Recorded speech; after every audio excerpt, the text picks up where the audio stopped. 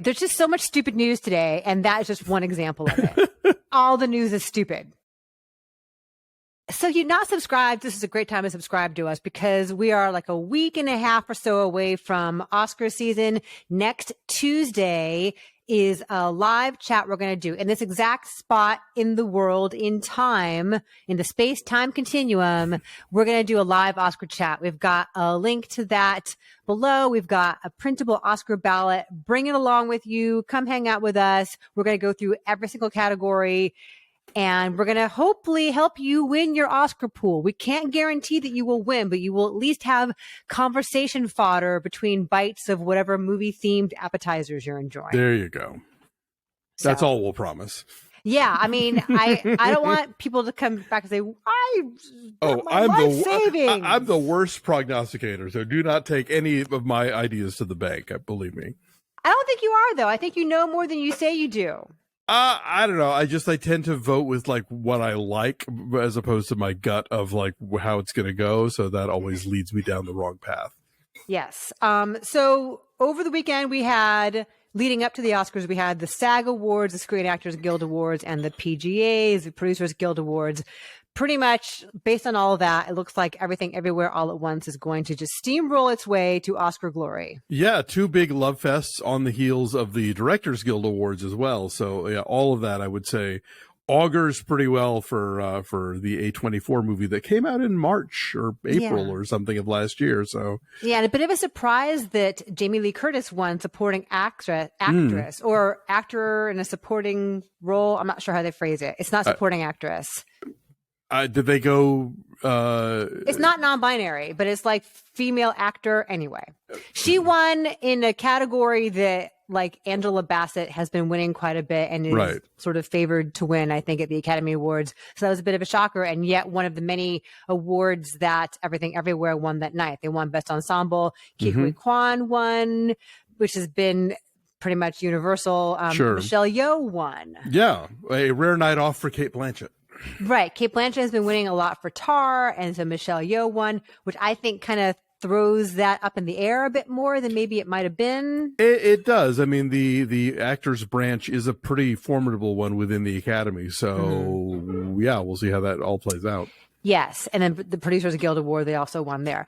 Box office over the weekend. Cocaine Bear outperformed what they thought it would do. It made like $26 million, something like that. That's better than they expected. But also a movie that we're going to talk about later on today, Jesus Revolution, was expected to only make $6 million and it made $16 million. That's an audience that if you can stoke them the right way, they will show up. You know, I mean, you're seeing more and more companies kind of, over the last decade or two really kind of dipping into the faith-based market. Sony had a shingle for a while that was doing those movies. Lionsgate's had a really good run with this brother team behind I Can Only Imagine and that Jesus Music documentary that came out last year. Cinedigm just announced today that they bought the dove.org review website and then also this Christian streaming service. I forget the name of it. So yeah, with the right material and the right sort of outreach to getting like church groups to go, to getting, pastors to talk about it from the pulpit, you can definitely sell some tickets. For sure. So that did better than expected. So I had to see it for radio last week anyway. So we'll talk about that later on today. And then Ant-Man and the Wasp, Quantumania, plunged off a cliff. Yeah. Yeah. Biggest drop ever, apparently, for a Marvel movie. A drop almost as bad as the second weekend of Batman v Superman Dawn of Justice. So what does that mean? I don't know. I don't know. Obviously, I think that there's been an ongoing conversation about are people getting fed up with the MCU and that, it has everything that came after, Infinity War feel like an afterthought. Although obviously Wakanda Forever has done very well. I think they did decent numbers with, Shang-Chi and Doctor Strange and some of the other ones. But, it may well be that this universe is better served on television at this point with, I think, the Disney Plus shows really kind of engaging people's imagination and, generating a lot of online chatter and that kind of thing. I don't know. This is one movie, you know, this could all turn around the next time Thor shows up. Like, it's anybody's ball game out there. And the thing is that this third Ant-Man movie had to function differently from the previous two. It couldn't just be like a lighthearted, fun romp where the stakes were small and it was really playful and it coasted on, you know, the effects and the joy of seeing Paul Rudd just show up and be Paul Rudd. Like, it has to also spin forward all of Phase 5. It has to also launch Kang beyond the little snippet that we saw in Loki. So, and we liked this movie more than most critics and apparently most audiences did. But, you know, don't rule out Marvel yet. This is a setback, but if this becomes a trend, obviously, that's something for them to worry about. Yes. The Ted Lasso season 3 trailer came out today. We've had some little snippets here and there, but the actual official trailer came out to the tune of "You Can't Always Get What You Want," which seems a bit on the nose, showing Nate sitting by himself in a restaurant drinking a glass of wine with no friends and seeing him looking longingly over at his old pals at Richmond when they play each other. You can't always get what you want. It's a little on the nose, but perhaps. Well, and if you are a fan of Ted Lasso, please join us over at Patreon, patreon.com/BFestAllDay, where we did season 2 recaps. And of course, we're going to be digging into season 3. Yes, that begins March 15th on Apple TV Plus. And before then, we're going to be doing recaps of The Mandalorian, which begins like tomorrow. Yeah, March 1st.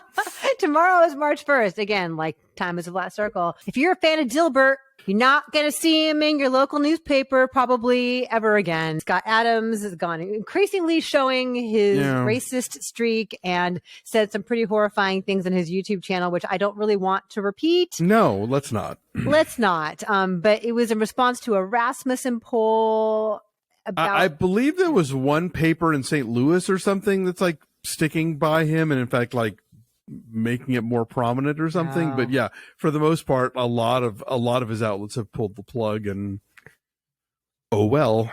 What's that saying about fucking around and finding out? Pretty much, yeah. He found out, yeah. So that's the sequence. It was swift. I mean, like within a day, like Gannett, you know, which owns hundreds of papers, you know, the including USA Today. Yeah, so that's, it is funny. Then he has since commented about that, saying like, "I've got nothing left." Like he's a victim. Like, poor you. Well, he can move to Austin with all the comedians. Is that where they've all gone? That's what comedians have been saying. They're like, oh yeah, all the comedians who complain they can't talk about whatever they want to, now they just all moved to Austin. I don't know. Austin's not woke. Is that what it is? Austin used to be woke. I don't know if that's a true thing or not, but that is the joke that is going around LA comedians about those folks. Or go to Florida. Yeah. I guess, where Ron DeSantis now has appointed I hate talking about politics here. I really do, but this is actually entertainment related. So just bear with me for a second here, please. So Ron DeSantis is the governor of Florida. He's like a Trump clone. He has decided that Disney World in Orlando can no longer have its like autonomous little district through which it ruled itself. And he's appointed a board to oversee Disney World and appointed a whole bunch of his conservative pals to make it more family friendly. And in theory, cannot tinker with content, but is threatening to do so. And also in theory, this like oversight board could change the way you experience Disney World, right? It's in terms of like the attractions or the rides or any of the experiences being a reflection of the content. The party of small government, y'all. I was going to say the exact same thing. Right, exactly. Let's not mess with corporations. Oh, God. And from what I read, like, isn't this going to cost like Floridians a lot more money if they now have to deal with like providing a fire department for them and doing all this other stuff that Disney was handling on their own? Yeah. I don't know, but it's all so petty. It's all so petty. It totally is. And he has a book also where he's, talking about how much he hates Disney World. And I just think like one of the few books the Florida Board of Education won't ban, I guess. Right. So when you look at the shelves at like middle schools throughout Florida, you will see his shitty book. Yeah, it's weird because I would think if you're a business, right? Yeah. Like, why would you, like Disney in particular, where they are gay friendly, where, they are trying to be more inclusive in the kinds of characters that they depict. Which is woke, quote unquote. And who have generated shit tons of money for Florida from the 50 years that Disney World has been open through tourism, through all the other kind of stuff that they bring to the state. Mm-hmm. Yeah.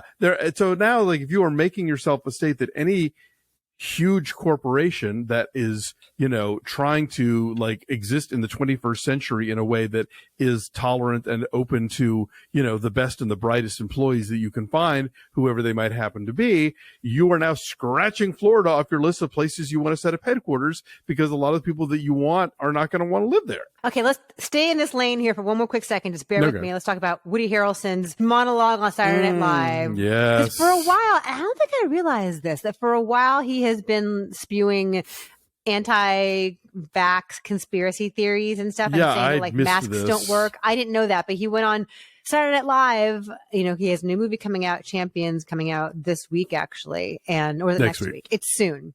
And was, you know, hypothetically talking about, like, the big drug company is locking you all up and let you take their drug. And there was a backlash to that. Yes. And apparently this is like, he's been doubling down since then and like continuing to talk about, you know, all the stuff about how it's all a conspiracy and the drugs don't work and and it's just like, all right, dude, if this is the hill you want to die on, like, knock yourself out. Yeah. He's complaining about, Woody Harrelson calls onset COVID-19 protocols absurd, slams forced testing and vaccination, quote, it's wrong. I don't think that anybody should have the right to demand that you're forced to do the testing, forced to wear the mask, and forced to get vaccinated 3 years on. I'm just like, let's be done with this nonsense. It's not fair to the crews. I don't have to wear the mask. Why should they? Why should they have to be vaccinated? How's that not up to the individual?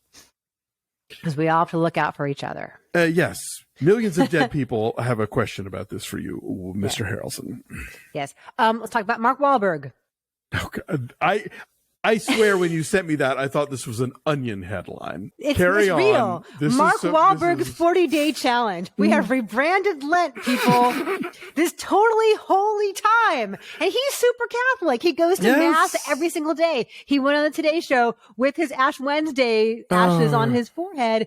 And it's because he is the voice of this Catholic app called Hallow. And so they're doing this 40-day challenge where, like, you pray with Mark Wahlberg every day. I think it's in the voice of Father Stew.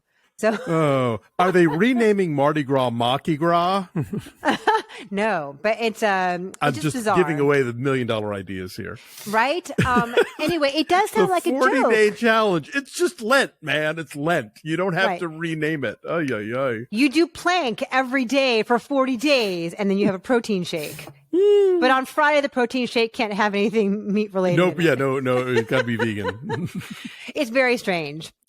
I think he means well, but it seems ridiculous. Yes, it does.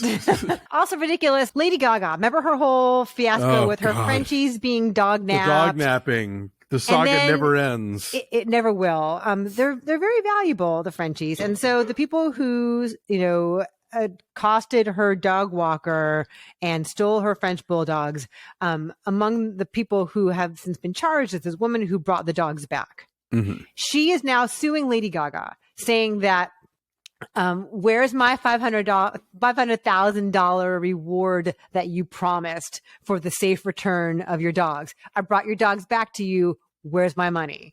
And so she is suing for that and for like $1.5 million more in damages.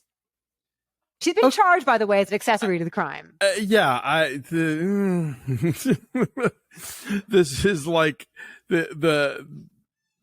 I committed the crime and then changed my mind about it. Where's my reward? I don't know that that's how that works, but you know. No. Anyway, there's just so much stupid news today, and that is just one example of it. All the news is stupid. This is sad, though. Gordon Pinsent, legendary Canadian actor. Gordon Pinsent died at 92. He did so much television and so many films, just beloved in Canada, but you may know him throughout the world here from Sarah Polley's Away From Her. Yes, where he played Julie Christie's husband in a gut-wrenching performance. They were both so amazing in that movie. And so, yeah, R.I.P.